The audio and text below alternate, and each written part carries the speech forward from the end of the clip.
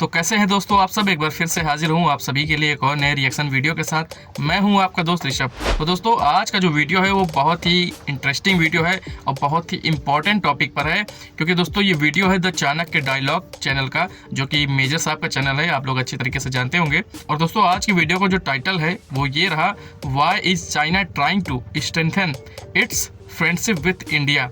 जी हाँ दोस्तों, जिस तरीके से चाइना का इन दिनों भारत की तरफ काफ़ी फ्रेंडशिप व्यवहार रहा है और झुकाव रहा है, ये देख के दुनिया के तमाम ऐसे मुल्क हैं जो बड़े टेंशन में हैं, बड़े सोच में हैं कि यार ये ऐसे हो कैसे रहा है कि चाइना भारत की तरफ नर्म हो रहा है और झुक रहा है। ख़ास तौर पे पाकिस्तान जैसे देश, जो उनकी आर्मी, वहाँ के लोग बड़े बवाल मचाए हुए हैं और टेंशन में है कि यार ये कैसे हो रहा है कि चाइना हमारा साथ छोड़ के अब भारत की तरफ जा रहा है, फ्रेंडशिप करना चाहता है। तो चलिए दोस्तों आइए देखते हैं इस वीडियो में मेजर साहब ने आगे क्या बातें बताई। क्या आप इंडिया से डायरेक्टली ऐसा पंगा ले सकते हैं? भारत को बहुत नुकसान होगा, इसमें कोई शक नहीं है, लेकिन बहुत नुकसान चीन को भी होगा और चीन ये बात जानता है। तो चीन ये कहता है क्यों धक्का देना, एक काम करते हैं, मैं आपको बता रहा हूं चाइना का माइंडसेट, मैं आपको आज डीकॉन्स्ट्रक्ट करके बताता हूं चाइनीज माइंडसेट। चाइना का माइंडसेट सिंपल है, इट्स वेरी सिंपल। चाइना एक ये बात कहता है कि भाई साहब कोई दिक्कत नहीं है, हम भारत से ना 10 साल के बाद लड़ लेंगे, 10 साल के बाद लड़ लेंगे हम भारत से, कोई दिक्कत नहीं है।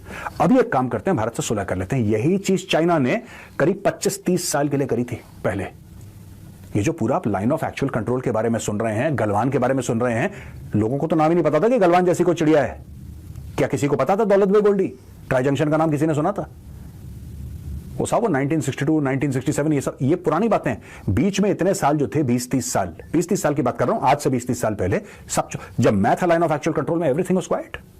चाइनीज आते थे, वेव करते थे, हम वेव करते थे, अपनी जगह हम अपनी जगह।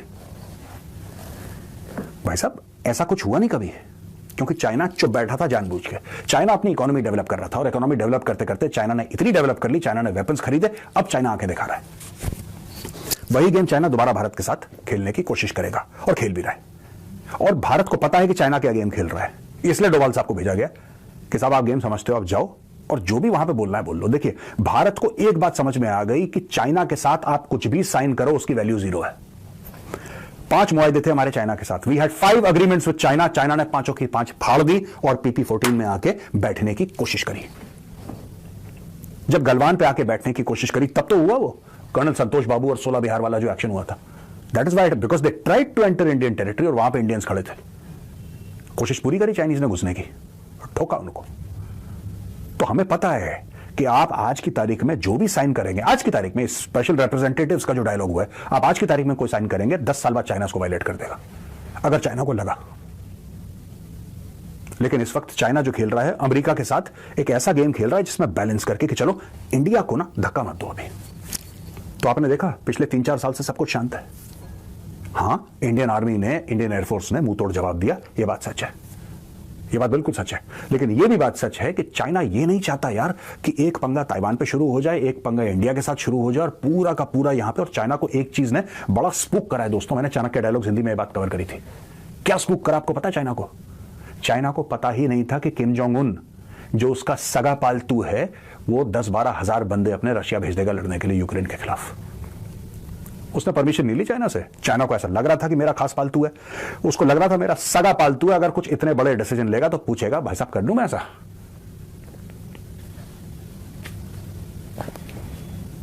अब चाइना थोड़ा सा सकपकाया हुआ है कि हो क्या रहा है वहां पे। जो चाइना चाह रहा है कि रूस को बिल्कुल दबोच के रखो, that is also not working out. Russia पूरा सपोर्ट कर रहा है चाइना को और चाइना से पूरा सपोर्ट ले रहा है, लेकिन रशिया कल का बच्चा नहीं है यार। लैंड एरिया में जैसे कि इंडिया पॉपुलेशन में दुनिया का सबसे बड़ा देश है, उसी प्रकार से दोस्तों लैंड एरिया में रशिया से बड़ा और कोई देश नहीं है। और रशिया इतना बड़ा है, इतना बड़ा है, इतना बड़ा है कि कई यूरोप समा जाए उसके अंदर, इतना बड़ा है रशिया। भाई साहब रशिया खत्म होने का नाम नहीं ले रहा, लगातार it can fit in, it can, मतलब अपने आप में कॉन्टिनेंट की हैसियत रखने वाला है।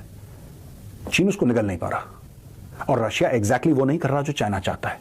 इसलिए चाइना नहीं चाहता कि भारत से एक नया पंगा खड़ा कर दे, कि लाइन ऑफ एक्चुअल कंट्रोल पे भारत को इतना धक्का दे दे, इतना धक्का दे दे, इतना धक्का दे दे कि भारत को रिएक्ट करने का। देखिए आज की तारीख में हम लोग क्या कहते हैं, मैं खुद 10 बार कह चुका हूं, चाइनीज गुड्स को बॉयकॉट करो।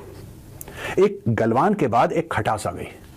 मैं खुद चाइना कितनी बार जा चुका हूं, और गलवान से पहले मैंने चाइना के बारे में दुश्मनी की बात कभी नहीं करी थी। हाँ, क्रिटिसाइज करा होगा, कोई बात नहीं, लेकिन गलवान के पहले मैंने चाइना के बारे में कभी ऐसी कोई कड़वी बात नहीं करी।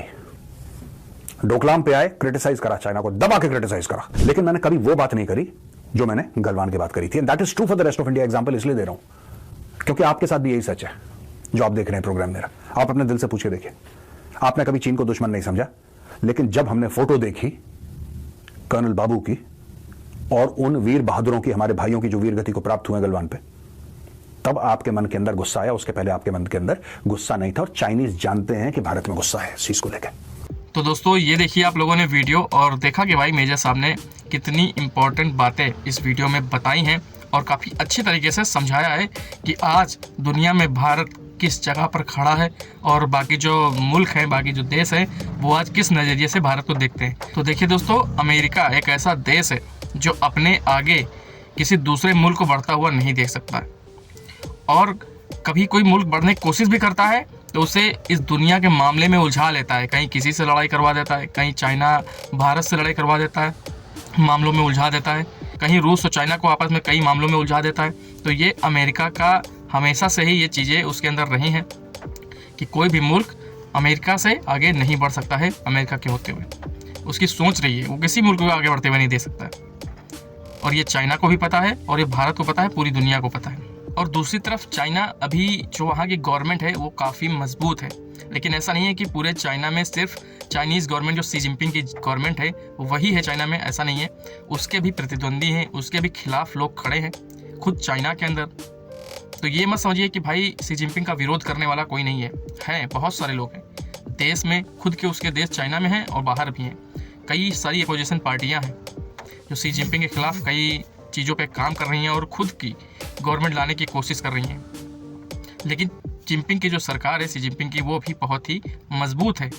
और दूसरी तरफ भारत भी कम मजबूत नहीं है। जिस तरीके से दुनिया में भारत का दबदबा बढ़ता जा रहा है, तो ये सोच भी चाइना के जो गवर्नमेंट है और चाइना के जो राष्ट्रपति हैं, उनकी भी सोच इस मुकाबले से काफ़ी बदली है कि आज भारत का जो अहमियत है दुनिया में, वो चाइना भी देख रहा है। तो दोस्तों, ऐसे कई टॉपिक हैं जिससे चाइना का रुख जो है वो भारत की तरफ हुआ है और झुका है, और नरमी आई है जो पहले से कई ज़्यादा अब देखी जा सकती है। और फ्रेंडशिप की बात रही तो वो भारत की गवर्नमेंट पर डिपेंड करता है कि किन हालातों में किस तरीके का व्यवहार चाइना के साथ किया जाए। बाकी चाइना तो बहुत ही तत्पर है कि भाई वो भारत की तरफ फ्रेंडशिप का हाथ बढ़ाए, और पाकिस्तान जैसे देश बहुत ही परेशान। तो दोस्तों, ये रही आज की वीडियो, और मिलते हुए ऐसे किसी एक और नए रिएक्शन वीडियो में। तब तक के लिए आप सभी दीजिए मुझे इजाज़त। मैं हूँ आपका दोस्त ऋषभ। नमस्कार।